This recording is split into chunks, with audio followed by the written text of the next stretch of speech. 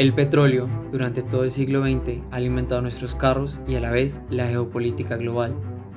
Hoy nos encontramos dentro del mayor golpe al mercado del crudo que el mundo haya visto. A medida que el COVID-19 azotó la economía global, los precios del petróleo se desplomaron, incluso llegando a montos negativos, y la demanda se redujo en más de un 20%. Y aunque desde el inicio de la pandemia la demanda y los precios se han ido recuperando, es improbable que la recuperación sea total. La época de oro del petróleo parece haber acabado. ¿Qué cambios económicos y políticos vendrán en un mundo menos dependiente del petróleo? ¿Hacia dónde se dirige la industria energética? Mi nombre es Mauricio Perea y estas son las preguntas de este reporte geoeconómico. El cambio ya llegó. Los incendios en Australia, California y la Amazonía, así como el rápido derretimiento de los polos, han demostrado que el calentamiento global no parece estar ocurriendo, sino que es un hecho, y ya está haciéndose sentir. Los líderes y hacedores de política en los países desarrollados y con la mayor capacidad científica y tecnológica están haciendo sonar las alarmas de forma incremental frente a este riesgo existencial para la humanidad. Y no solo son los gobiernos los que ven el potencial y la necesidad de un cambio en la industria energética. Los mercados de capitales están cambiando sus inversiones hacia energías renovables. Las acciones de compañías de la industria de energías alternativas han visto un crecimiento del 45% en sus precios en 2020. Al mismo tiempo, las grandes empresas petroleras y mineras han visto cómo su influencia y poder empieza a diluirse. ExxonMobil quedó fuera del índice industrial del Dow Jones por primera vez desde 1928. La pandemia del COVID-19 está acelerando el proceso de transformación. De los 880.000 millones de dólares que la Unión Europea destinó al Fondo de Recuperación de sus países miembros, el 30% están reservados para medidas climáticas. La presidenta de la Unión, Ursula von der Leyen, presentó un plan para reducir las emisiones en un 55% respecto a los niveles de 1990 en la próxima década. Palabras mayores. De igual forma, el presidente de Estados Unidos, Joe Biden, prometió $2 billones para descarbonizar la economía estadounidense. La realidad actual. Hoy en día, el 85% de la energía consumida a nivel global viene de combustibles fósiles. Este sistema es altamente contaminante, pues contribuye a 2/3 de las emisiones de efecto invernadero en el mundo. Al mismo tiempo, mata a unos 4 millones de personas al año debido a la polución que genera. Sin embargo, el petróleo es un recurso natural escaso y altamente demandado.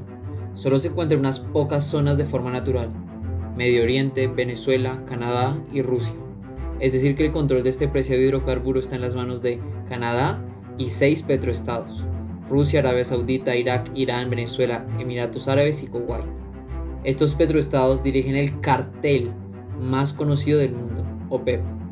Hoy en día, Rusia y los países exsoviéticos productores, junto con OPEP, forman OPEP+, que controla el nivel de producción del grupo y así los precios globales. Estos petroestados comparten como características principales la represión política y la falta de representatividad democrática, las cuales hacen de estos países extremadamente vulnerables a la inestabilidad política y por lo tanto económica.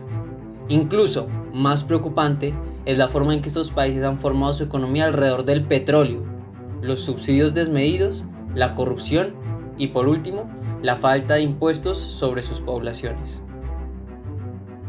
Es así que la concentración de la oferta y la inestabilidad política hacen del mercado del petróleo enormemente volátil e impredecible.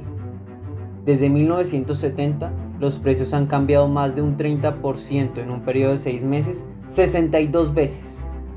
En términos geopolíticos, las grandes potencias han luchado incansablemente por influencia en dichos petroestados, especialmente sobre Venezuela y los de Oriente Medio, Arabia Saudita, Irak, Irán, Emiratos Árabes Unidos y Kuwait. Los Estados Unidos, por ejemplo, tiene 60.000 tropas en Medio Oriente. pero tiene planes para reducir este número en el futuro cercano. Lo que viene. El panorama de un nuevo futuro energético se está empezando a formar. Bajo un escenario de cambio moderadamente acelerado, las energías renovables pueden pasar de representar el 5% de la energía producida en 2020 al 50% en 2050. El petróleo y el carbón serán los más afectados. Sin embargo, el gas permanecerá siendo de gran importancia. Para los países consumidores, los beneficios de este cambio son altísimos, pues permitirá evitar el caos de un cambio climático descontrolado, sequías, aumentos de los niveles del mar, olas migratorias, etc. Al mismo tiempo, reducirá la dependencia de las grandes economías del mundo de países autocráticos y erráticos. Adicionalmente, este nuevo sistema energético podría ser más estable, en términos políticos, de conflictos y de precios. Los precios de la energía serán determinados no por unos pocos y grandes productores, sino por la competencia y el gradual aumento de la productividad tecnológica. Los países industriales y consumidores ya no intervendrán en la política interna de los grandes productores para asegurar un flujo continuo de energía. Es así que un nuevo mundo donde el petróleo es cada vez menos demandado verá una reducción en la necesidad y voluntad de los Estados Unidos por intervenir en Medio Oriente, lo cual puede llevar a una zona más estable en términos generales, pues obligaría a Irán y a los países del Golfo, liderados por Arabia Saudita, a llegar a un acuerdo para estabilizar la zona, ayudados por los esfuerzos diplomáticos de China por razones económicas y de la Unión Europea por razones de inmigración. En el peor de los casos, podría estallar una guerra entre Irán y Arabia Saudita por la hegemonía regional. Sin embargo, duraría poco, pues la Unión Europea y China dependen en gran medida de esas reservas petroleras para mover su industria y podría generar una crisis migratoria. Riesgos que vienen con el cambio. Existen dos grandes riesgos asociados con el cambio energético. Primero, China puede aumentar mucho su influencia y poder en este mercado, pues concentra gran parte de la industria manufacturera que crea los componentes para los paneles solares y las turbinas de viento. Hoy compañías chinas producen el 72% de los módulos solares fabricados globalmente, el 69% de las baterías de litio y hierro de los paneles solares y el 45% de las turbinas eólicas. Y como si no fuera poco, controlan la mayoría de las refinerías de minerales claves para las energías renovables, como el cobalto y el litio. Adicionalmente, no solo dominan en el ámbito productivo, sino también en el de consumo. Son el mayor consumidor de energía y tienen el mayor mercado de carros eléctricos del mundo. Sin embargo, hay que tener en cuenta que el poder potencial de Pekín en esta industria depende de la velocidad y la habilidad con que las otras superpotencias se muevan hacia la innovación tecnológica en energías renovables. La Unión Europea posee compañías de primer nivel que pueden competir con China, y los esfuerzos estatales por reducir emisiones y financiar nuevas tecnologías limpias parecen encontrarlos bien capacitados para competir. Por otro lado, los Estados Unidos se han quedado atrás. El auge del fracking, que los ha llevado a ser el mayor productor mundial de petróleo, y los constantes esfuerzos de los republicanos por no descarbonizar la economía los ponen en una posición desventajosa. Pero los Estados Unidos pueden estar a punto de cambiar de rumbo. La elección de Biden como presidente y el recién obtenido control del Congreso por parte de los demócratas podrían llevar a cambios rotundos en la política energética. Los amplios mercados de capitales y financiación, las universidades de talla mundial y su envidiable capital humano llevarían a este país a ser un serio competidor por el liderazgo del cambio energético. El segundo gran riesgo es la transición de los petroestados, que representan cerca de 1.000 millones de personas y un 10% del PIB global. En la pelea a muerte por el control del mercado decreciente del petróleo, ganarán los que produzcan a menor precio. Será una carrera sin cuartel por vaciar las reservas antes de que la demanda se agote.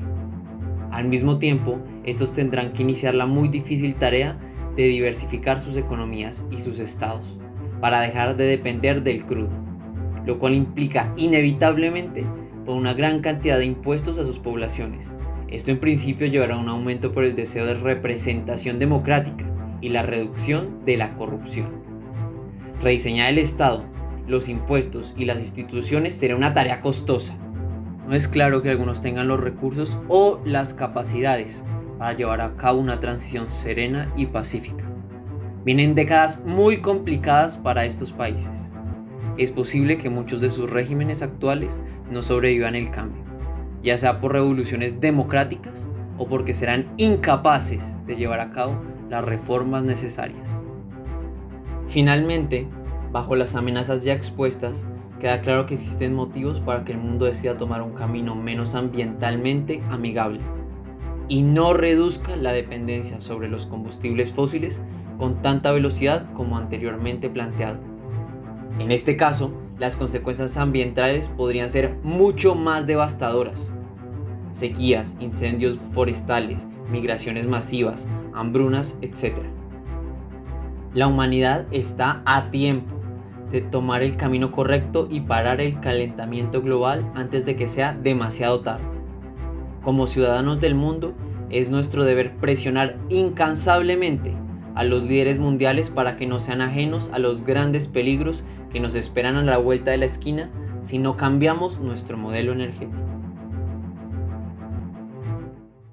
Gracias por ver. Si este video les ha parecido interesante, darle like y suscribirse, si es que todavía no lo han hecho. Si tienen alguna observación o pregunta, no duden en comentar. Hasta la próxima.